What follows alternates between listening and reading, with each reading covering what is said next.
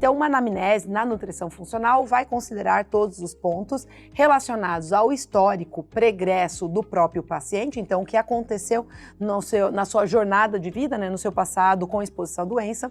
Vamos considerar também histórico pregresso familiar. Mas nós vamos fazer mais perguntas com relação a sinais e sintomas. Então, a grande diferença de uma anamnese na nutrição funcional, do que eu vou chamar de uma anamnese clássica, é a quantidade de perguntas referentes à sintomatologia do paciente. Para isso, existe uma outra ferramenta da nutrição funcional, conhecida como rastreamento metabólico. O rastreamento metabólico, ele é uma ferramenta que foi desenvolvida pelo Institute for Functional Medicine nos Estados Unidos, no intuito de trazer, pontuação para uma autopercepção de sintomas.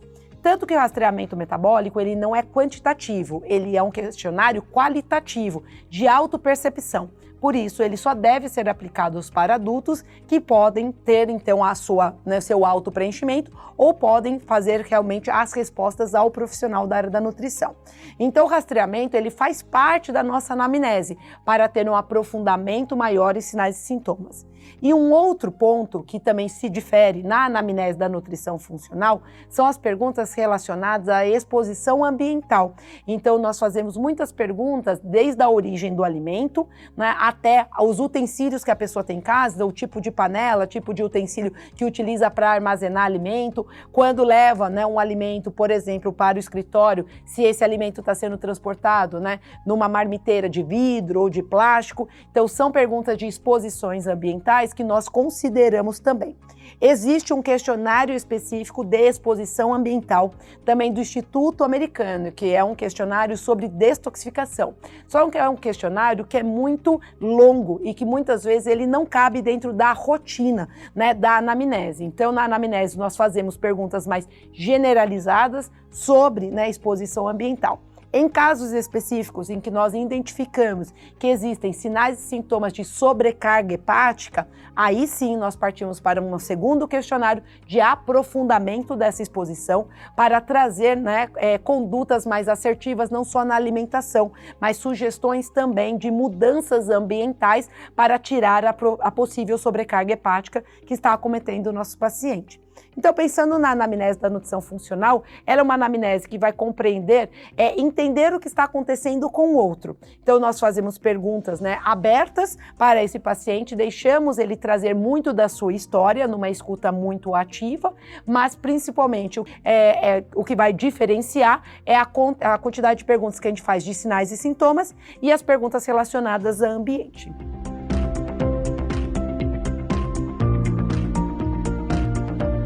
O sistema ATM é o sistema de antecedentes, gatilhos e mediadores. É que a sigla está em inglês, tá?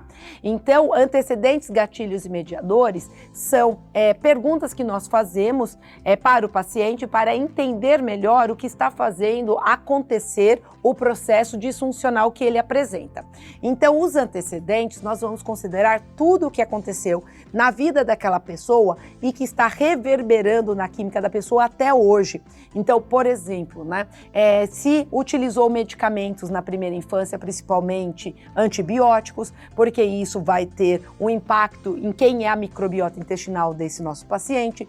Pergunta se fez, por exemplo, uma cirurgia bariátrica. A cirurgia bariátrica, ela vai impactar na biodisponibilidade de nutrientes, no que a pessoa é hoje. Então, tudo que aconteceu na vida pessoal daquela pessoa. Certo? Então, eu não vou considerar aí antecedentes questões familiares, é sempre no cunho pessoal.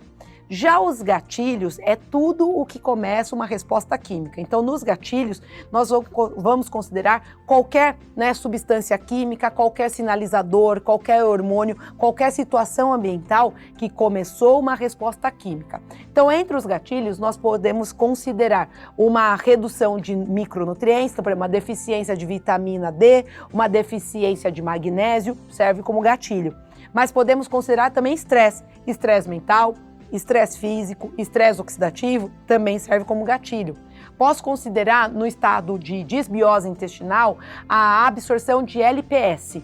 LPS é o lipopolissacarídeo. É uma substância química que fica na parede bacteriana, sobretudo de bactérias que são bactérias mais patogênicas. Então, quando eu tenho um desequilíbrio de bactéria intestinal com um supercrescimento, né, de bactérias patogênicas, eu vou ter mais LPS. E o LPS também é um gatilho. Então, gatilho são substâncias que começam um processo químico. Já mediadores é o que mantém o processo químico. Então, o gatilho abre, o mediador mantém. Tanto que o mediador, em algumas traduções, vocês vão encontrar também com a palavra de perpetuador, tá? Então, perpetuador nada mais é do que a resposta química, que pode envolver ou não a geração de hormônios, de citocinas, de sinalizadores. Então, dentre os mediadores, nós podemos citar as citocinas pró-inflamatórias. Eu posso citar o aumento de um hormônio, por exemplo, o cortisol. Eu posso citar uma resistência à insulina. Isto são mediadores do processo. Vão mediar o quê? O processo patológico, o processo disfuncional. Então, o processo patológico, o processo disfuncional, eu vou chamar de evento. O evento é o que está acontecendo com a pessoa agora. O evento é o que trouxe ela no consultório ou é o que está acontecendo no organismo dela que se correlaciona com o que trouxe ela no consultório. Então, o que pode ser um evento? A obesidade pode ser um evento. Uma síndrome do ovário policístico pode ser um evento. Uma dificuldade de ganhar massa muscular pode ser um evento. Um intestino irritado pode ser um evento. Então, o que trouxe a pessoa no consultório hoje, o que eu rastreei que ela tem de disfunção hoje, tem uma história. E daí eu vou puxar os antecedentes, os gatilhos e os mediadores. Por isso que quando a gente fala da teia das inter-relações, a gente fala que a teia das inter-relações, ela abrange o sistema ATM. Né? O que é o sistema ATM? Antecedentes, gatilhos e mediadores. Então, dentro da minha anamnese, eu vou trazendo perguntas para essa pessoa, inclusive de antecedentes, que eu vou mapeando, rastreando o que está acontecendo com ela. Vou organizar tudo isso dentro da teia das inter-relações, que é uma das nossas ferramentas da nutrição funcional, para visualizar o que está acontecendo dentro daquele organismo e daí tomar uma conduta terapêutica de curto, de médio e de longo prazo, tá?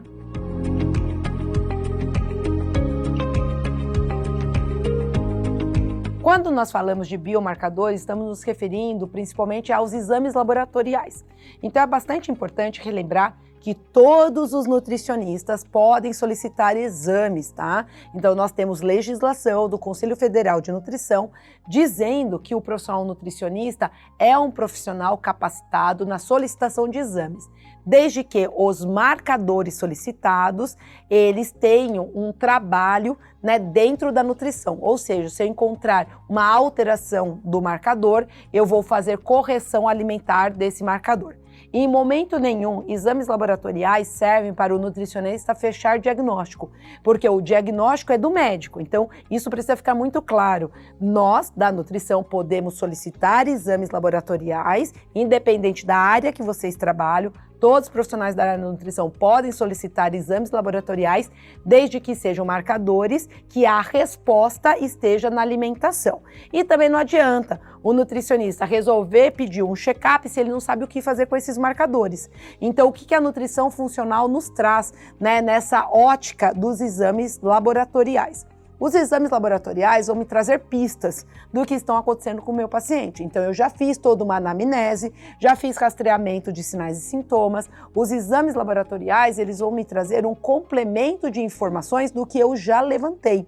Existem alguns complementos que eu realmente preciso que o exame laboratorial me responda. Por exemplo, eu estou suspeitando de um déficit de vitamina B12. Então, eu vou solicitar a B12 sérica para entender o quanto que está, né, esse estoque de B12 do meu paciente e com isso tomar uma conduta. Qual é a conduta? Vou aumentar os alimentos fontes ou por 30 dias eu vou suplementar. Então esta é uma conduta nutricional. Então esse é um exemplo do que o nutricionista vai fazer a partir do momento que ele solicita um exame laboratorial.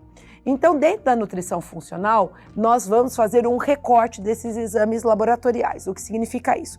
Em momento nenhum eu vou gerar uma lista de exames laboratoriais. Quem que vai me nortear qual exame eu vou solicitar é a história do meu paciente. Então, eu atendendo o paciente, pegando as informações dele, eu vou ter uma ideia do que eu preciso de resposta em exames laboratoriais. Os exames laboratoriais, eles como marcadores, eles vêm sempre com uma faixa de normalidade. Então ali todos os laboratórios vão apresentar isto, né, apesar de não ser um padrão, todos eles acabam organizando, né, esse laudo do exame laboratorial da mesma maneira. Então eu tenho ali uma faixa. Essa faixa é o que a gente vai chamar de faixa de normalidade. A faixa de normalidade, ela serve para o profissional médico tomar uma conduta médica, fechar um diagnóstico. Então, quando um marcador saiu da normalidade, ele saiu da normalidade médica. Isso vai servir para o profissional médico observar qual vai ser a conduta dele e fechar muitas vezes um diagnóstico. Nós, na nutrição, nós não vamos esperar sair da normalidade médica. Isso a gente chama de visão funcional dos exames laboratoriais. O que significa isso? Se eu olhar para aquele marcador, eu sei o que aquele marcador significa, porque eu pedi ele, eu sei porque que eu solicitei aquele marcador. Se eu comparando o paciente em duas fases da vida, eu percebo que o marcador está subindo ou descendo, eu já posso tomar uma conduta em nutrição. Eu não preciso que ele saia da normalidade médica, tá? Então vamos dar um exemplo aqui. Se eu pegar o TSH, ele é um marcador de tireoide, ele é um hormônio que vai sinalizar para a tireoide a produção dos hormônios T3, T4 e calcitonina. Se eu tenho um paciente que está com um TSH, né, saindo de 2, ele me apresenta um TSH ali de 3,5, 4. Ainda está dentro da normalidade médica para adultos, mas ele já saiu da normalidade funcional, ou seja, eu vou pegar um outro exame do paciente, o exame, por exemplo, do ano anterior. Eu percebo que no ano anterior esse paciente tinha um TSH de 2,5 e agora está em 3,5. Eu tenho que me perguntar, o que aconteceu na vida dele nesse último ano, né, que justificou essa subida de TSH? Porque essa subida de TSH já está me revelando um hipotireoidismo subclínico.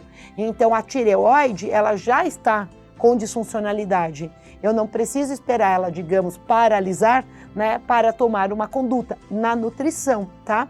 Então, isto é um exemplo do que os exames, né, laboratoriais podem me trazer. De maneira geral, nós temos essa visão funcional para qualquer um dos marcadores. Então, é muito importante que o nutricionista conheça, né, hemograma, leucograma, que o nutricionista conheça os marcadores de fígado, como TGO, TGP, que são as transaminases, gama-GT, bilirrubina, fosfatase alcalina. É muito importante que o nutricionista conheça todos os marcadores, né, que vão me revelar estoques de minerais, então, por exemplo, magnésio eritrocitário, zinco eritrocitário, medida de selênio, ceruloplasmina. É muito importante que o nutricionista conheça os marcadores de anemia, que além do hemograma, também precisa considerar ferritina, transferrina, ferro sérico. Todos esses são marcadores que nós, na nutrição, vamos ter algum desfecho. E nós precisamos também conhecer essas medidas. Então, o primeiro passo para entender exames laboratoriais é conhecer o marcador.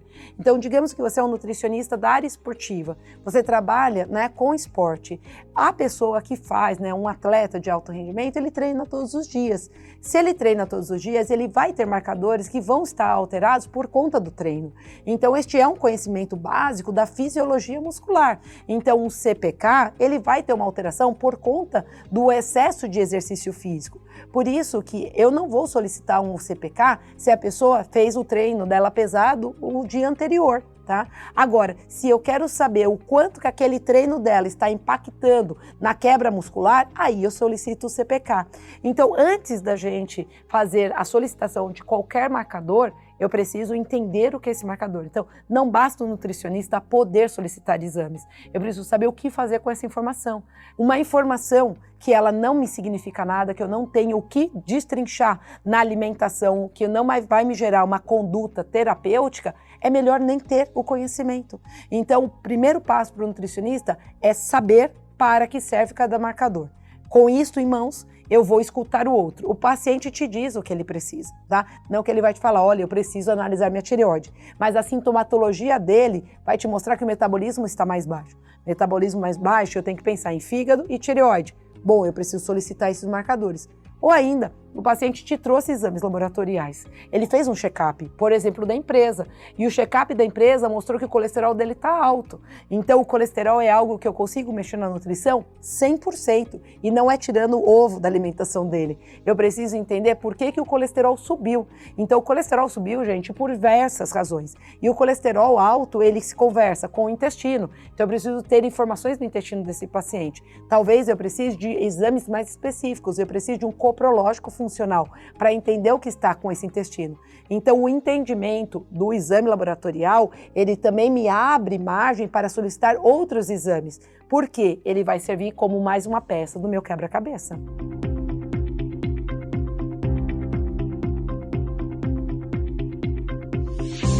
Então aqui vai um ponto bastante recorrente de dor, né, de agonia do profissional que está ali na prática clínica.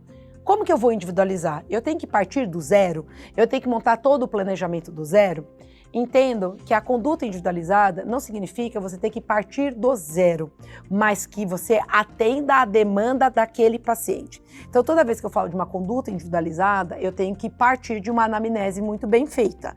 E essa anamnese bem feita, ela vai me trazer não só dados sobre o que trouxe o paciente no consultório, ela vai me trazer dados do ambiente dessa pessoa também, vai me trazer dados de saúde pregressa dessa pessoa, então vai me trazer os antecedentes.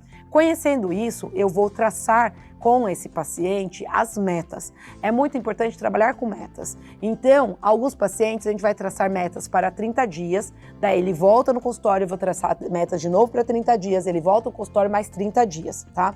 Já outros, a gente já vai organizar com ele condutas de curto e de médio prazo. Então, olha, eu sei que você quer perder peso, mas antes nós vamos precisar fazer, né, um processo de dieta anti-inflamatória com modulação intestinal. Então, os nossos primeiros 30 dias, nós vamos trabalhar com o seu intestino. Já os outros 30 dias, aí nós vamos reforçar o consumo de alimentos, fontes de compostos fenólicos para otimizar as suas mitocôndrias. Então, a gente organiza a jornada com o paciente. Isso é conduta individualizada. Então, a conduta individualizada não é eu simplesmente parar uma hora para trabalhar com cada um dos meus pacientes. Tanto que uma dica que eu dou recorrente, né, para os nutricionistas que estão começando o consultório ou estão com dificuldade de organização, é fazer, né, coletar dados antes da consulta. Então, o rastreamento metabólico ele é uma ferramenta incrível para você mandar para o paciente preencher antes dele chegar no seu consultório. Então, você pode mandar para ele um link, né, com esse questionário para ele preencher. Você tendo rastreamento metabólico na sua mão, você já sabe o que você vai pegar. E você trabalhando, né, dentro de um nicho da nutrição, então, por exemplo, só trabalho com perda de peso, só trabalho com paciente oncológico, só trabalho com pediatria, você já cria materiais, estruturas que eu chamo, né, de esqueletos, para que quando o paciente está conversando com você, te trazendo, né, os pontos dele de história pregressa, de disfunção, você viu lá o exame laboratorial, viu que tem uma resistência à insulina, você já pega o seu esqueleto que atende à resistência à insulina e você ajusta, né, a alimentação para essa pessoa. Mas o atendimento individualizado, ele fala a respeito desse combinado. O que eu vou fazer com essa pessoa nos primeiros 30 dias, depois nos próximos 30 dias. Não é simplesmente pegar, né, e sair de uma folha em branco o que eu vou trabalhar em cada um dos casos. Então, para um bom atendimento, um atendimento otimizado em nutrição, nós precisamos coletar dados de maneira eficaz.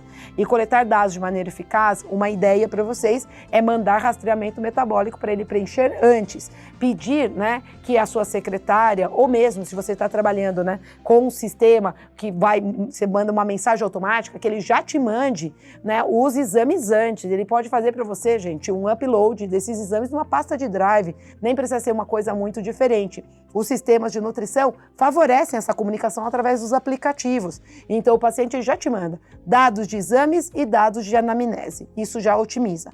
Na hora que você está com ele, você precisa ter materiais já organizados, que são esses esqueletos, né? Não só de dieta, mas esqueletos de conduta. Fazendo esse material organizado, você já tem a estrutura, você só vai lapidar de acordo com a necessidade de cada um dos casos, tá? Então, ter o material organizado vai otimizar muito o seu atendimento em nutrição funcional. E não adianta imaginar que você vai conseguir em 30 minutos fazer uma anamnese profunda. Então, os atendimentos em nutrição funcional, a primeira consulta, demora uma média de 1h30 a 2 2 horas, dependendo do caso, são 2 horas de entrevista, tá? E nessa entrevista, o nutricionista, ele fala pouco e ele ouve muito, porque eu preciso ter esse espaço. Agora, é muito importante saber conduzir uma entrevista, muito importante, porque você tem aquela pessoa que ela não valida que o nutricionista tem essa visão mais ampla, né? Então, para ela não faz sentido ela te responder se ela tem candidíase ou não, tá? Então, tem algumas perguntas que você precisa saber fazer essa entrevista. Então, desenvolver skills de entrevista. E tem aquela pessoa que ela é tímida. Você tem que ir puxando, então você tem que fazer as perguntas certas. Então não se limite a um questionário. O questionário ele é necessário para você organizar as perguntas, mas desenvolvam habilidades de entrevista. A habilidade de entrevista vai fazer com que a otimização do seu consultório aconteça.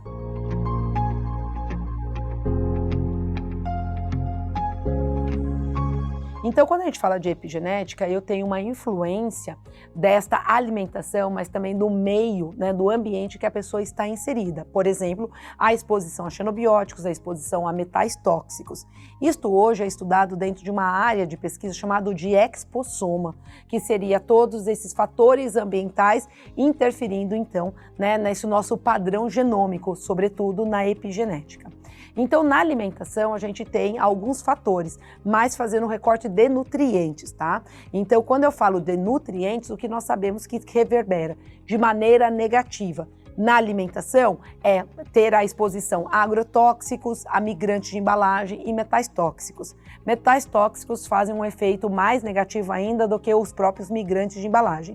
Mas também podemos colocar nessa conta os aditivos alimentares. Então, aditivos alimentares que a gente encontra muito em alimentos ultraprocessados, sejam eles conservantes, realçadores de sabor, acidulantes, antioxidantes, edulcorantes, todos esses antes presentes na alimentação, quando tenho, né, um produto ultraprocessado, acaba trazendo impacto negativo nessa epigenética, tá? Então, agrotóxicos, aditivos alimentares, migrantes de embalagem e os metais pesados, esses me trazem um efeito negativo. Então, o que a gente faz aqui é um ajuste simplista. Eu vou olhar para a alimentação e vou me perguntar sobre a origem dessa alimentação. Aonde que essa pessoa está comprando esse alimento? É um alimento orgânico? Como que ela faz para ter acesso a um alimento orgânico? Montar essa rede de acesso. Esse é o primeiro ponto.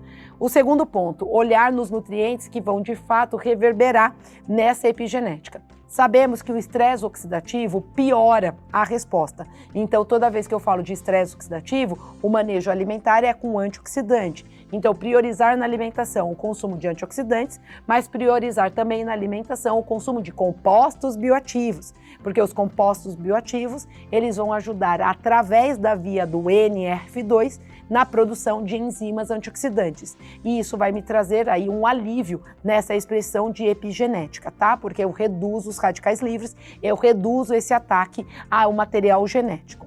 Terceiro ponto que vai trazer alívio é manter fluido a ingestão do que a gente chama do metabolismo de um carbono, ou seja, ter um padrão alimentar que contribua com vitamina B6, B9 e B12. E isso pode ser monitorado através da medida também da homocisteína como biomarcador. Então, eu preciso garantir a metilação. E a metilação, ela vem de 2 transportadores, a saber, eu tenho metilação que vem do tetrahidrofolato.